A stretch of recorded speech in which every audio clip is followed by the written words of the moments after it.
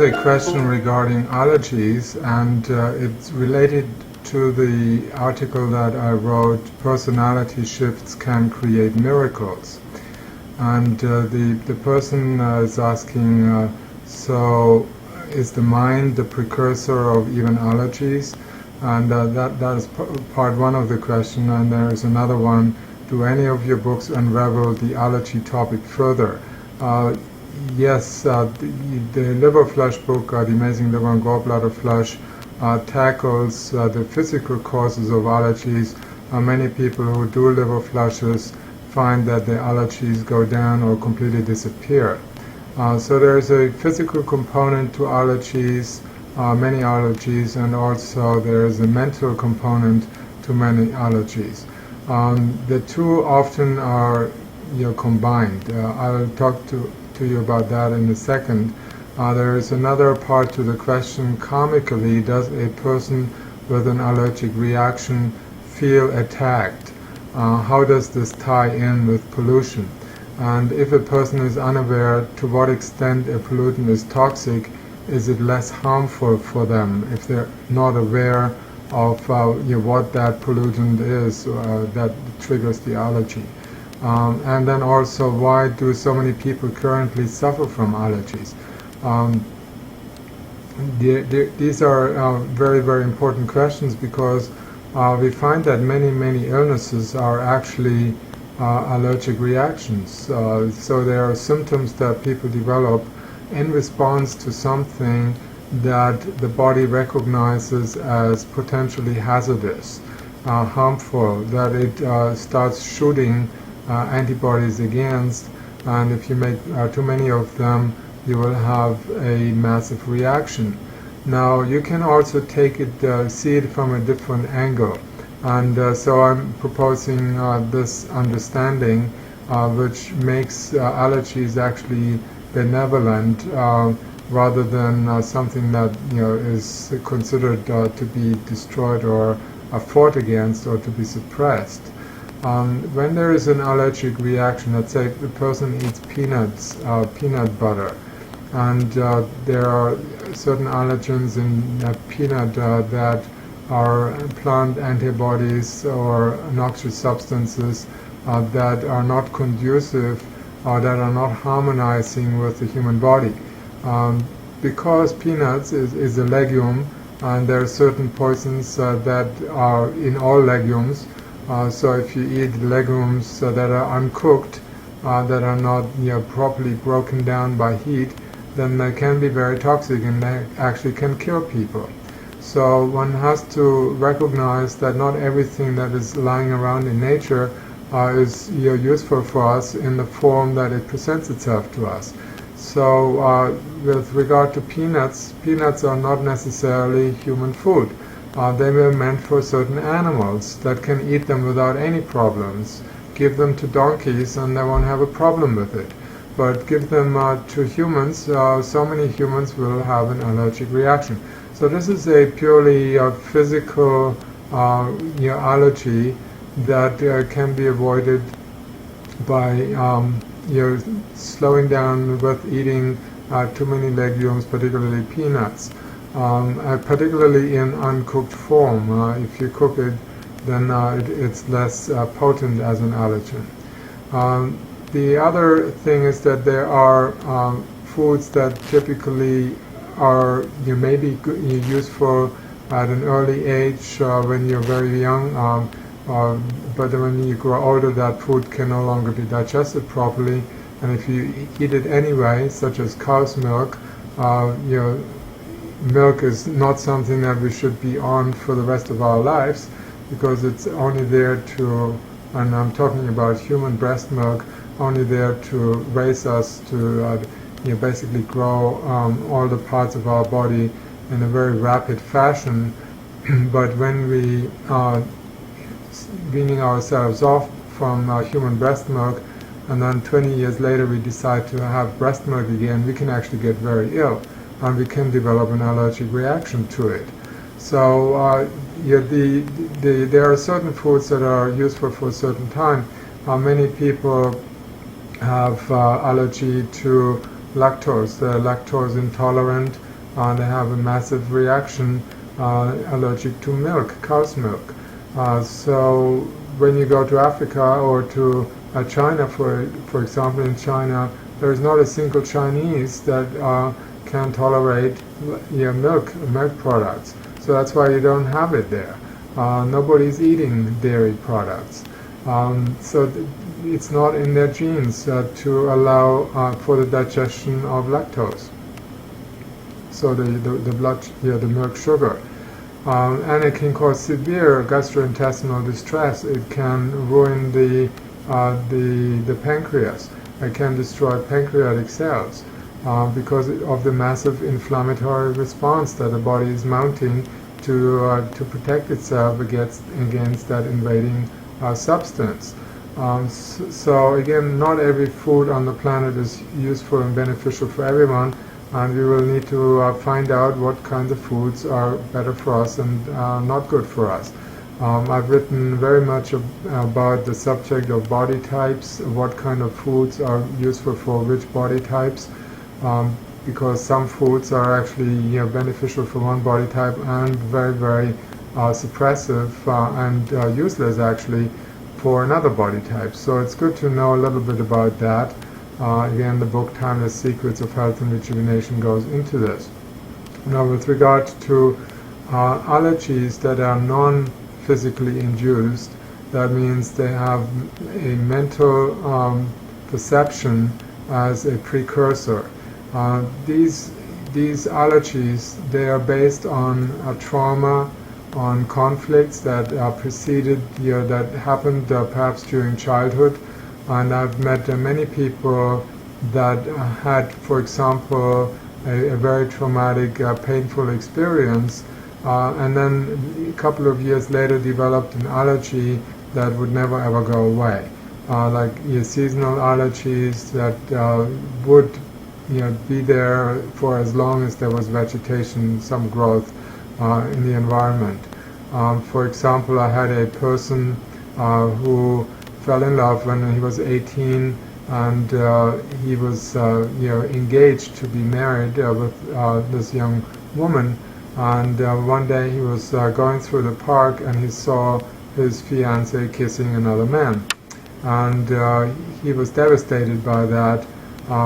He thought he had worked out his life's plan, and and with the woman that he loved very deeply, and here she was kissing another man.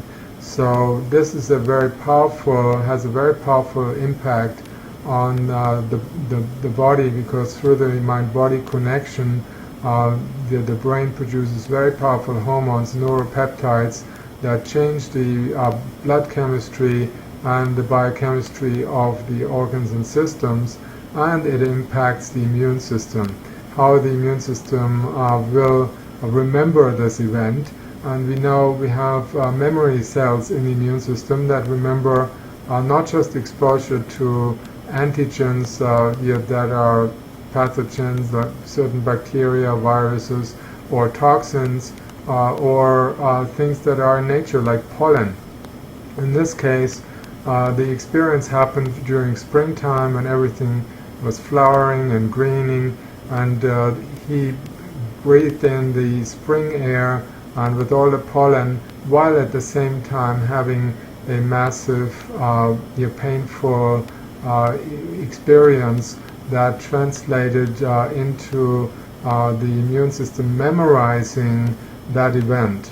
And so years later, during the springtime, he would have this massive allergic reaction, because the memory cells, as soon as they became in contact with pollen, they started reacting and mounting an inflammatory response where he was tearing up, his eyes were constantly watering, his nose was running, and he had constant mucus congesting the sinuses and the chest cavity. So very miserable life, had to stay indoors all the time, away from spring, wherever he could be away from seeing flowers. He could not be near flowers. So a very, very isolated way of living. When I talked to him over across the ocean, I did a simple sound session called Sacred Santimony, which cleared up the traumatic experience that he had, and he basically erased the painful memory from his immune cells, and immediately the allergy stopped. He didn't have it again. So it's it really shows that there's memory in the cells of the body, that if the memory is painful and not compensated or balanced out by another process that offers joy and health and healing, then the allergy may continue ad infinitum, forever. It just keeps coming back when there's exposure to a particular substance. Likewise, many people are allergic to cats, but that is really interesting. That person may be allergic to white cats, only white cats. But if he sees a black cat, he can stroke the cat and have no allergic reaction. So where is this coming from? We think that the dendrum, the protein in the cat hair, is triggering the allergic reaction. But is it really true? Well, it's 50% true. It's it works for white cats, but it doesn't work for black cats. So what is the allergen really? The allergen is a previous exposure to cats while having a very unfortunate, unhappy experience. There may have been a cat in the room while a child was witnessing how parents were shouting at each other, very angry, even perhaps physically or emotionally violating each other. And when a child experiences that, and he often takes goes to the cat and seeking comfort, then when these two experiences are recognized and memorized by the body and by the cells in the body, particularly the immune cells, which is the brain by itself, then anytime there is another exposure to white cats, then the allergic reaction takes place, while not taking place when the person is touching a black cat. So there are also many studies on personality shifts, that a person may be allergic to orange juice molecules. So when drinking orange juice, there's a massive allergic reaction, whereas when the person undergoes a personality shift, these are multiple personality that people sometimes have. It's called multiple personality disorder. And so if he's moving from one personality to another, that means it's just a mental change, a mental emotional shift, then suddenly there is no more allergy. The immune system, the same immune cells, will not recognize the allergen as harmful, and there is no inflammatory response, meaning allergy, to it. So again, there are other reasons for allergies than are typically recognized, and working with a person to bring balance to an old conflict that has never been healed up, you typically can heal those kinds of allergies. Karmically, I'm not quite sure what that means in this respect. There can be karmic experiences in other lifetimes or in the past where we feel guilty having done something to someone else, and then we naturally become victimized of the same thing. That means someone is attacking us as if, and we feel like we are the victim, and that can also lead to natural defense mechanisms, reactions, which can end up causing allergies. If a person is unaware to what extent a pollutant is toxic, is it less harmful for them? Yes, this can very much be so, because if you really identify a particular thing then you may suddenly become paranoid about it. I constantly have to avoid it. People who, for example, are allergic to gluten, they have lesser reactions before they were diagnosed with a gluten allergy. So I've seen that many times. I've removed many gluten allergies from people through the process called sacred sanctimony, including myself, because I did have a gluten allergy myself, and I did the simple process on myself, and then from one moment to the next I had no more gluten allergy. So again, it's not necessarily that particular protein that triggers it. It is more a memory of an uncomfortable experience, a conflict that happened when you were eating bread, for example. That could then eventually lead to allergic reactions to wheat or the gluten therein. And why do so many people currently suffer from allergies? Because we're becoming more exposed to toxins, we are accumulating more toxins, and the body needs to get rid of them. An allergy is not a disease.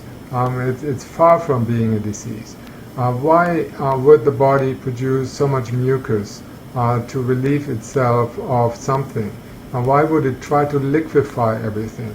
So an allergy is really a way for the body to pass toxins out through the orifices, through the nose, sinuses, the eyes. Anything that can produce watery substances and release the trapped toxins that they contain. So an allergy is a protective survival mechanism.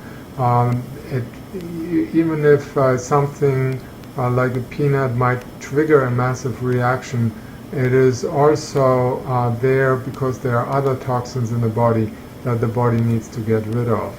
And so this is like a trigger for mounting an inflammatory response that may be necessary for the body to relieve itself of accumulated waste products that are stuck, that are trapped in the body, that otherwise don't find an outlet.